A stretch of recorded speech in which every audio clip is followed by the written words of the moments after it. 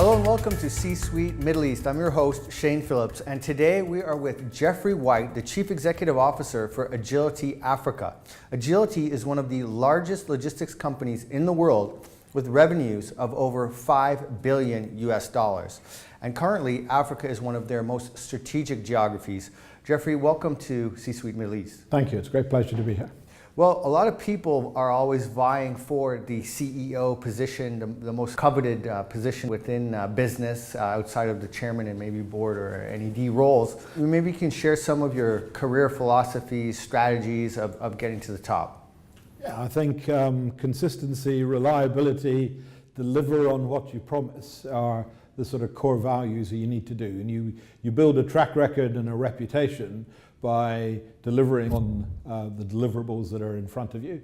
I think that's one fundamental. The other would be treat everybody as if they might be your next chairman. So whether it be the lift boy or the tea boy, right the way through to the top, I'm amazed how often in careers you circle around and meet the same people again doing different jobs. So treat everybody with respect, and I think that will stand you in good stead. Do you need to have a vision of where you're going? I mean, at some point in your career, did you say, look, I really want to become a CEO, and you started working towards that? Or is it something that just happens more organically and one day you find yourself in the hot seat? For me, it happened sort of organically. So I spent the early part of my career working for huge companies. Then I went into private office of one of the royal family in the Middle East, which was great for experience because you do lots and lots of different things. And then back into running one of the largest Africa-focused, or the largest Africa-focused PLC in London, and then into Agility just coming on for 2 years ago. How important do you think resolve, tenacity, persistence is, and do you think that is one of the differentiators?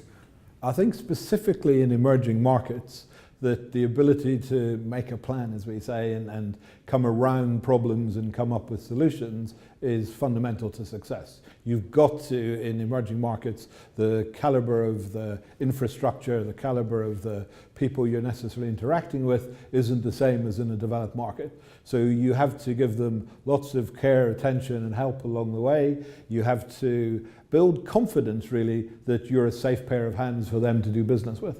What's been some of the examples of your toughest moments, darkest moments, moments in your career that really tested your resolve? I think certainly working in Africa tests your resolves frequently. I mean, I think my overall macro in Africa is the reality on the ground and the perception are very different. People have got a poorer perception of the continent than the reality on the ground. On the ground, it's a great place to do business. You can achieve a lot if you're prepared to commit to it and you've got a sustainable philosophy to build medium-term businesses. It's no longer an environment to go and make a very quick buck. It's an environment to commit to, invest some money, and actually see returns in the medium and long term. From a career management perspective, I mean, historically people used to say, you know, once you're out of the sphere of influence or away from the headquarters, it could be a bit of a career killer. Do you think now, as we head into the 21st century, that taking an African assignment or going into further east, that these could be career catalyst moves? I actually don't think they are anymore. I think possibly historically they were, but in today's sort of corporate society, communications are instantaneous. I mean, the days when you were sent to Africa and it took three months for a letter to arrive from head office are gone. Now you're as in contact with head office as you are as if you're in the office next door. So I actually think it's a career benefit nowadays to have focused on emerging markets.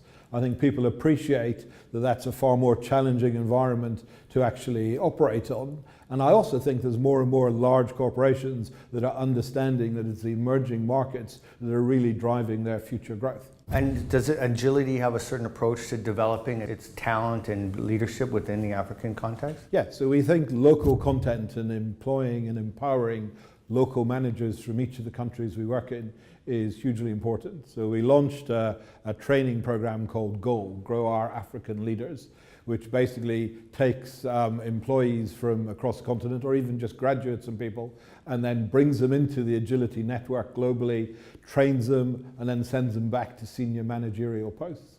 And I think as a board, our philosophy and our vision is very much we want local people to be running our local businesses. What would your advice be for anyone who's early career or those emerging executives who would like to follow in your footsteps? Never be timid. I think you need to start off and get a good grounding so that you understand all aspects of a business and how a business operates.